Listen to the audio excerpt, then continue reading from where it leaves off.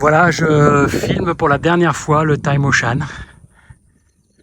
Donc je voulais dire au revoir à cette montagne qui m'a donné beaucoup de souvenirs, beaucoup d'émotions, comme on dit. C'est la dernière fois que je viens ici. C'est quand même le Time Ocean, donc c'est le point culminant de Hong Kong, 987 mètres il me semble. C'est quand même le Time Ocean qui est un peu l'apogée de la Macléose. Les deux courses, euh, les deux courses qui restent quand même des souvenirs incroyables à la veille de mon départ. Voilà, toujours sauvage, toujours le plus souvent dans les nuages, et les nuages qui montent là. Pas mal de vaches, je montrerai tout à l'heure. Voilà, beaucoup de souvenirs, pas mal d'émotions. Là, j'ai la voix qui tremble un petit peu, mais bon, c'est comme ça. C'était la dernière fois que je venais ici. J'essaierai de vous faire partager quelques vues sans faire une vidéo longue, puisque de toute façon, elle ne fera pas de vues. Donc voilà.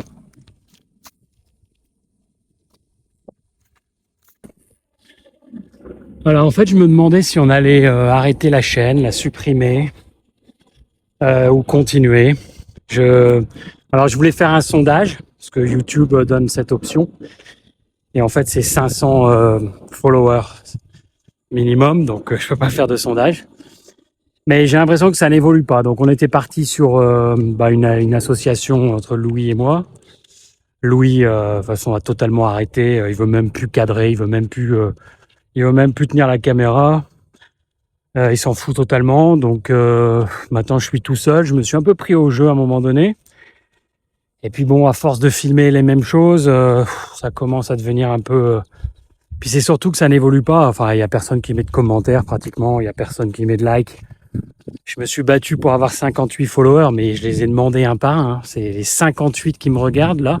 J'ai demandé. C'était pas. Il n'y a pas de croissance organique, hein, comme on dit dans notre jargon. Donc je me demandais ce qu'il fallait faire. Voilà, tout simplement. Est-ce qu'il faut arrêter? Est-ce qu'il faut se spécialiser uniquement sur les chaussures de running? Mais le problème, c'est que bon, là, je suis au chômage, donc je cours beaucoup. Si un jour je retravaille, je vais arrêter de courir. Donc, et puis même en étant au chômage, je peux pas continuer à acheter des chaussures, donc je vais pas, voilà. Même sur Strava, hein, Strava, j'ai 1600 followers. C'est beaucoup plus facile pour moi d'en avoir. Et là, sur YouTube, ça décolle pas du tout, du tout. Alors, j'avais dit à Louis, tu pourrais faire une des parties de jeux vidéo, filmer des parties de jeux vidéo. Parce que c'est comme ça que tous les grands YouTubeurs ont démarré, en fait. Et c'est comme ça qu'on peut avoir des millions, enfin des milliers. Ça intéresse beaucoup plus les gens de voir des parties de Roblox et de jeux vidéo que de voir des paysages de montagne où personne ne met de commentaires. De toute façon, c'est pas des montagnes. Voilà, bon, c'était un peu un coup de gueule, je sais pas trop quoi faire. Mais il y a de fortes chances que ça s'arrête là avec Hong Kong dans un mois. Et que, alors soit je suis déprimé, j'efface la chaîne, soit je la laisse mourir tout seul, je sais pas. Voilà. Là, on est vraiment en plein dans les vaches. C'est quand même superbe. Ah oui, monsieur le taureau. Voilà. Bonjour, bonjour, bonjour, bonjour, bonjour, bonjour.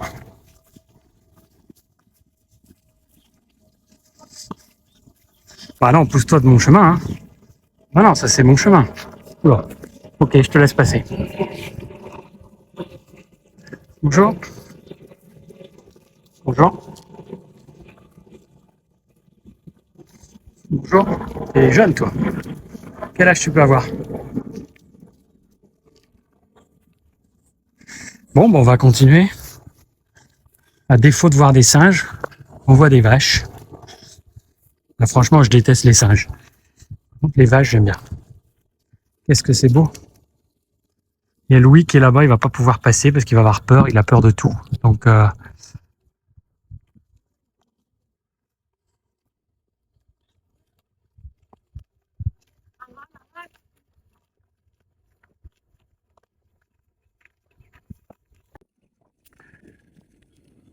Bonjour Time Ocean, on t'aperçoit dans la brume. Au revoir Time Ocean.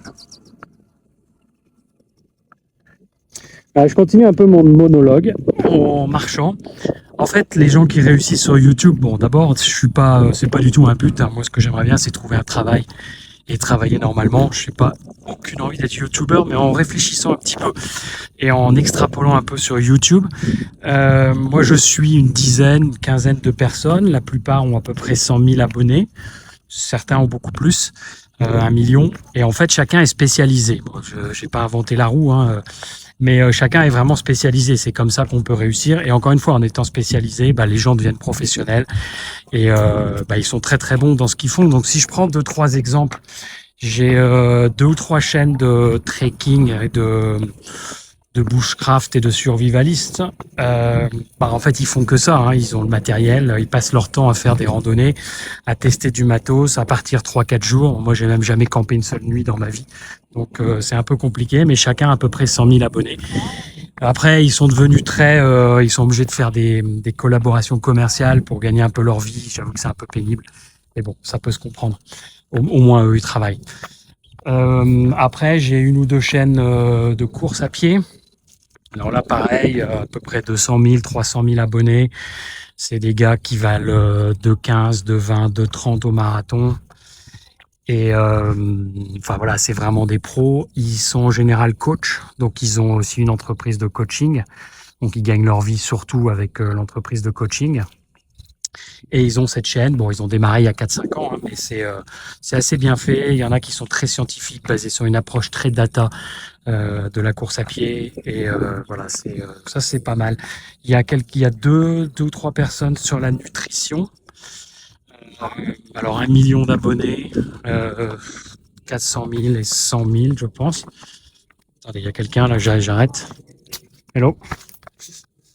Voilà, bon, les gens trouvent toujours bizarre que je filme, donc ça, c'est des gens qui sont, et surtout je pense à Nassim, 1 million d'abonnés, un très très gros pro au niveau de la nutrition et de la musculation également. Bon, évidemment, c'est pas moi quand on voit mon gabarit. Donc ça, non. Après, j'ai 2 chaînes d'intelligence artificielle qui est mon nouveau dada. Je comprends rien, hein, évidemment, mais je regarde beaucoup de vidéos dessus et j'utilise beaucoup en fait. Gemini 1.5 Pro, ChatGPT 4o, et puis d'autres modèles d'intelligence artificielle, Llama et puis Mistral également. Mais bon, c'est pareil, là c'est des codeurs, c'est des gars qui connaissent le Python, c'est des gens qui savent, qui sont informaticiens. Évidemment que je n'ai même jamais fait une ligne en basique, donc je vois même pas comment je pourrais faire de l'intelligence artificielle. Mais je trouve ça très intéressant. Et alors eux, c'est pareil, ils ont des gros abonnés, parce que c'est des choses qui plaisent vraiment énormément. Voilà. Et ensuite, je réfléchissais aux chaînes que j'ai, mais tout ça, c'est des chaînes très spécialisées en fait. Après, encore une fois, c'est normal. Une chaîne générique ne fonctionnerait pas, mais voilà, chacun est vraiment très très fort dans son domaine. Et encore une fois, c'est ce que je recherche, c'est vraiment être capable d'être professionnel dans son domaine, ce que je ne suis absolument pas dans rien d'ailleurs. Donc voilà. Je réfléchis si j'ai d'autres chaînes intéressantes, mais non, voilà. Donc je pense que cette chaîne va s'arrêter. Non.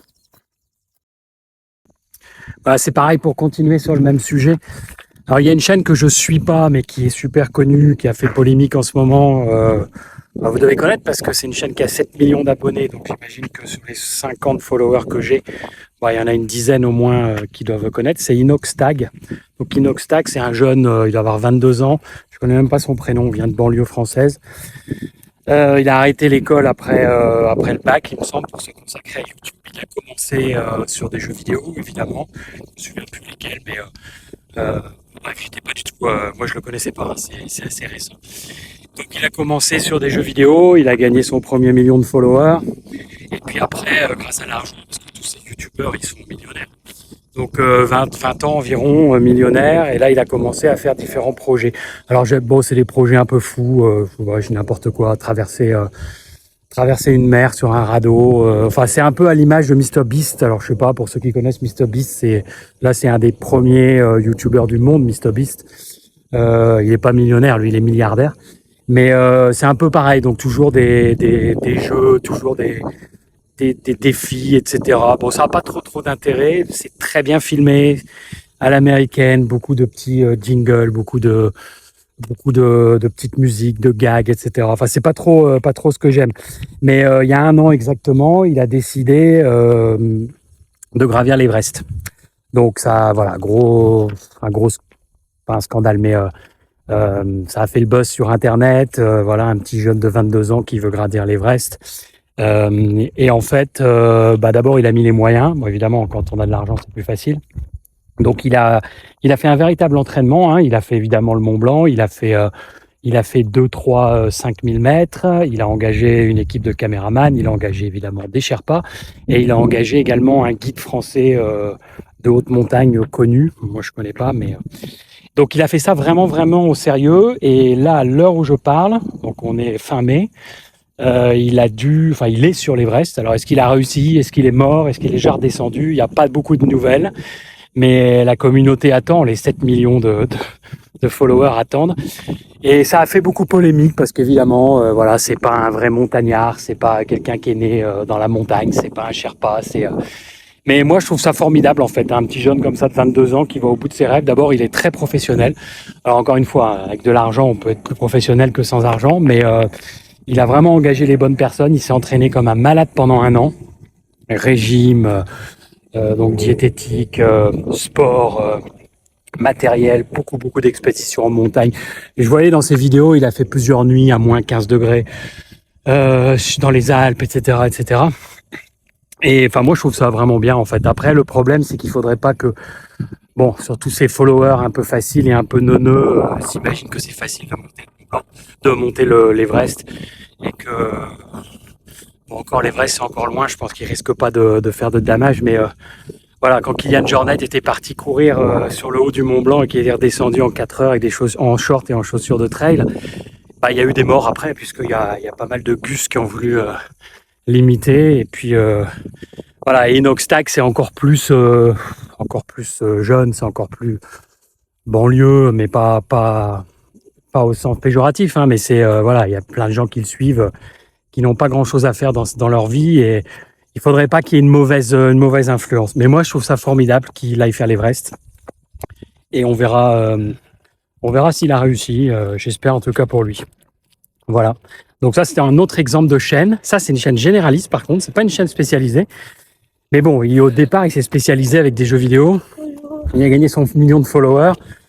Quand on est à 1 million de followers, on gagne 30-40 000 euros par mois au minimum. Hein. Après, ils ont plein d'associations de coopération commerciale et tout. Ils gagnent beaucoup plus. Mais voilà, c'est au moins 50 000 euros par mois de gains. Bon, ils ont une société de production et tout, mais ensuite, ils peuvent éventuellement se spécialiser. Ça peut être une autre façon. Voilà, donc ça, c'était Inoxtag. Je le mettrai peut-être en inscription sur la vidéo, mais j'en ai marre de faire du montage. Ouais, j'ai découvert un nouveau petit chemin du côté de Thailam, et il y a un jardin botanique magnifique. Je vais essayer de montrer un petit peu. Et j'avais soif, et donc j'ai découvert une rivière. Bon, là, il y a un avion qui passe. Regardez, il y a une petite rivière.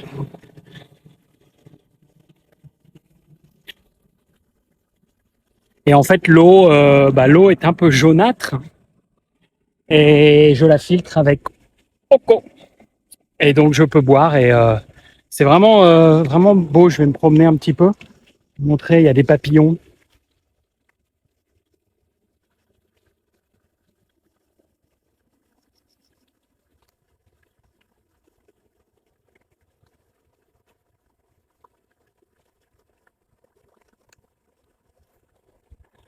On va faire le tour.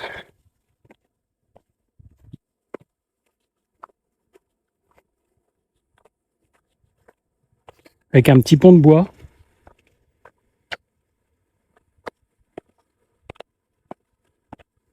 C'est vraiment chouette. C'est vraiment reposant, en fait. En esprit reposant, positive. C'est la nature, c'est ce qu'il y a de beau. Avec un petit pont de bois.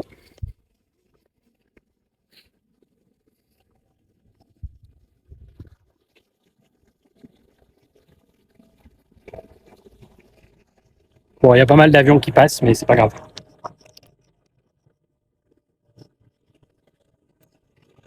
Voilà. Juste une pensée là en m'arrêtant, si j'ai la chance de revenir à Hong Kong, et je peux espérer avoir la chance.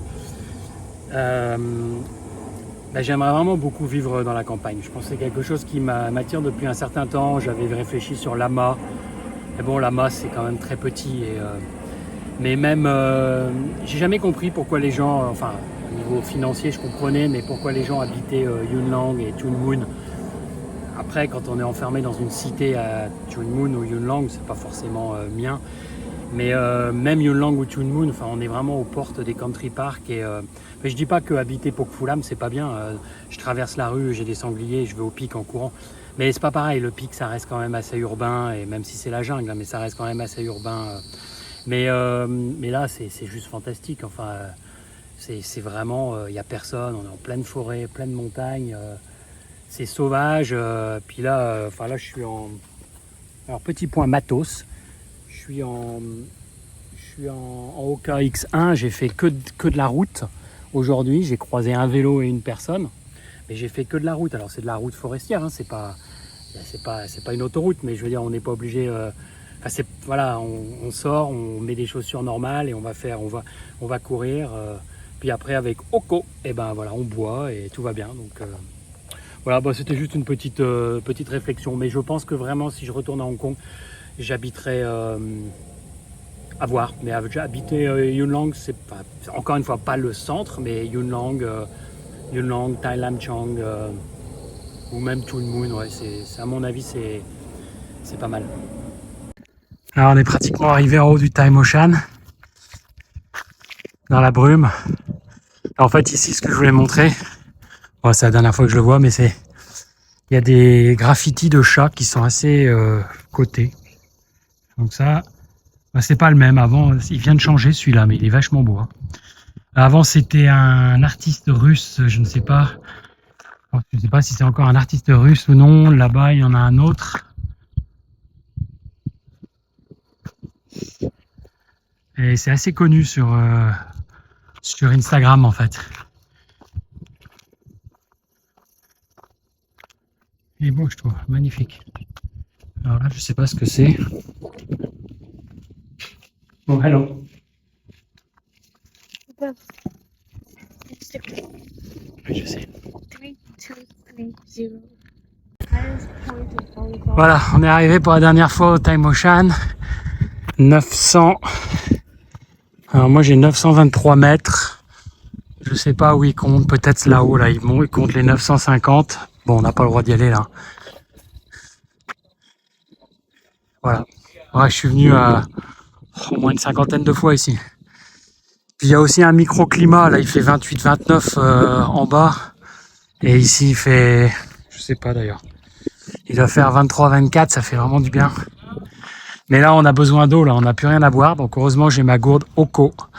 Et je pense qu'il y a de l'eau qui va descendre de la montagne et on va pouvoir boire dans 2 kilomètres, quelque chose comme ça. Voilà, bon c'était un plaisir, Time Ocean, je me souviens pas la première fois, mais en tout cas c'est la dernière. Salut!